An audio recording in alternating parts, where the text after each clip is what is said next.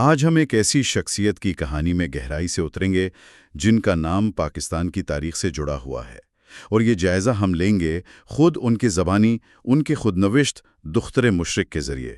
جی، ہم یہ سمجھنے کی کوشش کریں گے کہ وہ کون سے واقعات تھے جنہوں نے بینظیر بھٹو کی شخصیت کو، ان کی سیاست کو تشکیل دیا۔ بالکل۔ اور یہ کتاب اس لیے بھی بہت اہم ہے کہ یہ تاریخ کو ایک بہت ہی ذاتی، ایک پرسنل اینگل سے پیش کرتی ہے۔ صحیح۔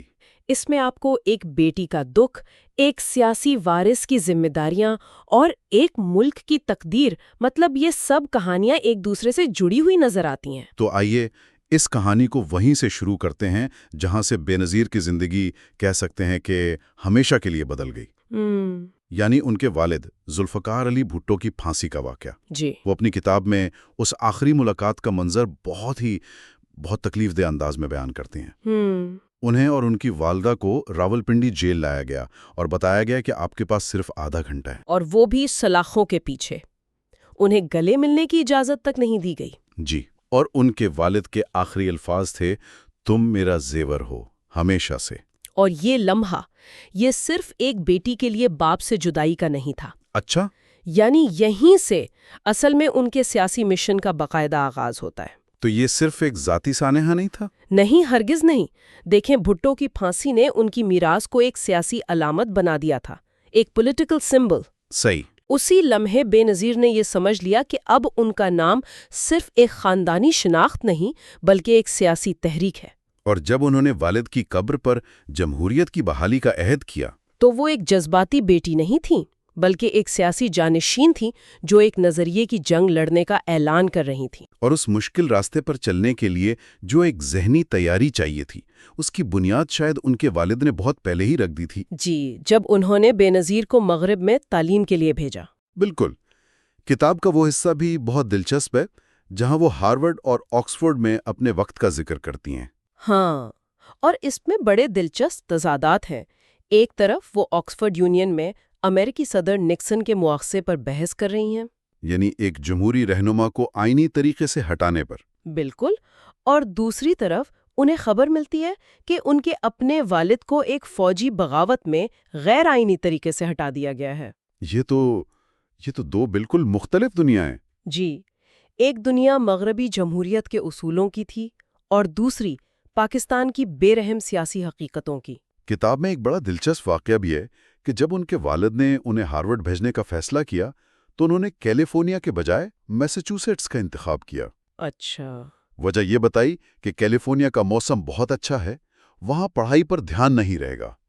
میساچوسیٹس کی برف باری میں وہ زیادہ توجہ سے پڑھیں گی۔ مطلب تربیت کا انداز دیکھیں۔ جی۔ اور یہ تربیت صرف یونیورسٹی تک نہیں تھی۔ ذوالفقار علی بھٹو جیل سے انہیں جو خط لکھتے تھے ان میں وہ انہیں نیپولین، لنکن اور ماؤ زے تنگ جیسے رہنماؤں کے بارے میں پڑھنے کو کہتے تھے۔ تو یہ تعلیم صرف ڈگری حاصل کرنا نہیں تھی؟ نہیں، یہ ایک مستقبل کے رہنما کی سیاسی اور فکری تربیت تھی۔ انہیں عالمی تاریخ اور طاقت کی سیاست کے لیے تیار کیا جا رہا تھا۔ لیکن یہاں ایک سوال پیدا ہوتا ہے، کیا اس مغربی تعلیم نے، اس تربیت نے انہیں پاکستان کی زمینی حقیقتوں سے، خاص طور پر لاڑکانہ کی جاگیردارانہ سیاست سے دور تو نہیں کر دیا؟ یہ بہترین سوال ہے، اور یہ وہ بنیادی کشمکش ہے جو ان کی پوری سیاسی زندگی میں نظر آتی ہے۔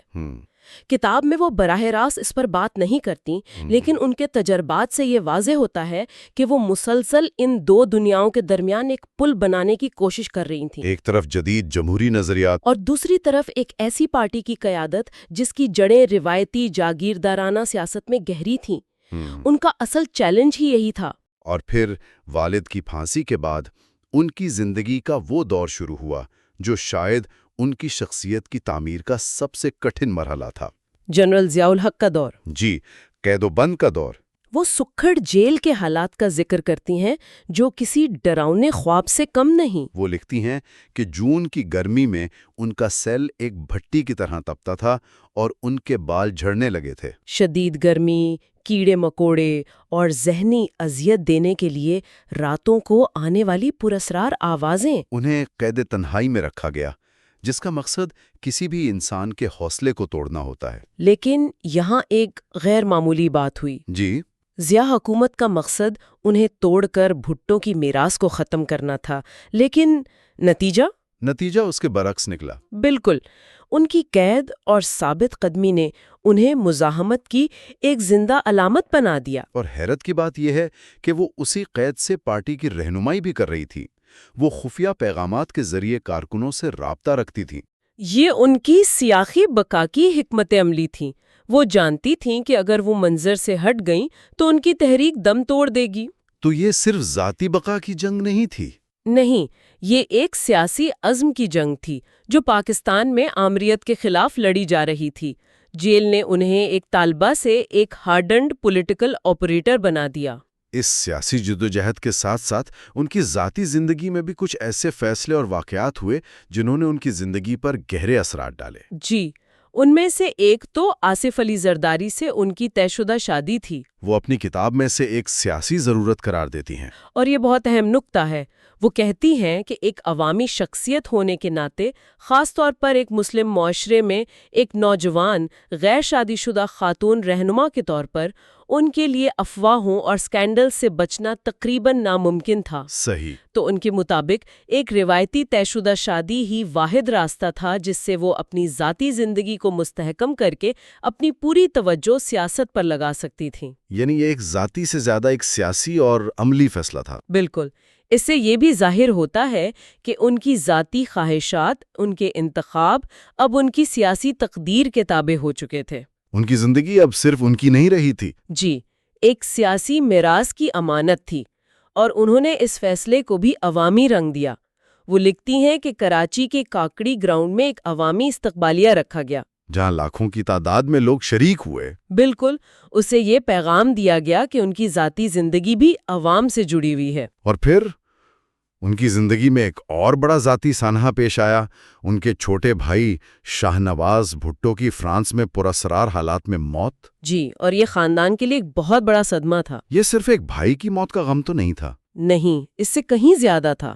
خاندان کو خاص طور پر بے نظیر اور ان کی والدہ کو پختہ یقین تھا کہ شاہ نواز کو زہر دیا گیا ہے اور اس کے پیچھے ضیاء حکومت کا ہاتھ ہے۔ اگرچہ یہ کبھی ثابت نہیں ہو سکا۔ جی، لیکن اس شک نے ان کے سیاسی عزم کو مزید پختہ کر دیا۔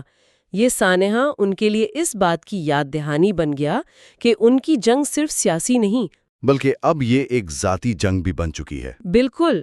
تو ایک طرف شادی کا سیاسی فیصلہ اور دوسری طرف بھائی کی موت کا ذاتی صدمہ جس میں بھی سیاست شامل تھی۔ ایسا لگتا ہے کہ ان کی زندگی میں ذاتی اور سیاسی دائرے وہ آپس میں پوری طرح گھل مل گئے تھے۔ جی، اور یہی ان کی کہانی کا مرکزی نقطہ ہے۔ ایک ایسی شخصیت جس کی ذاتی شناخت اور سیاسی تقدیر لازم و ملزوم ہو چکی تھی۔ ہر ذاتی فیصلہ سیاسی نتائج کو سامنے رکھ کر کیا جاتا تھا، اور ہر سیاسی واقعہ ان کی ذاتی زندگی پر گہرے زخم چھوڑ جاتا تھا۔ تو مغرب میں ایک طالبہ کی زندگی سے لے کر ایک سیاسی قیدی کے تجربات تک، اور پھر ملک کی سب سے بڑی سیاسی جماعت کی سربراہ بننے تک کا یہ سفر، یہ ذاتی قربانیوں اور ایک بہت طاقتور میراث کے بوجھ سے بھری ہوئی ایک غیر معمولی کہانی ہے۔ اور یہاں ہمارے سننے والوں کے لیے غور طلب بات یہ ہے کہ جب کسی کی ذاتی زندگی اور سیاسی تقدیر اس قدر آپس میں جڑ جائیں تو کیا ذاتی شناخت کو سیاسی مقصد کے لیے قربان کرنا ناگزیر ہو جاتا ہے؟ یا پھر یہی قربانیاں اور سانحات اس قیادت کو جنم دیتے ہیں جو تاریخ کا دھارا بدلنے کی صلاحیت رکھتی ہے۔ You are watching Legal Gupshup and GK with MD, your source for legal, historical, and breaking news. Don't forget to like, subscribe, and share for more informative content.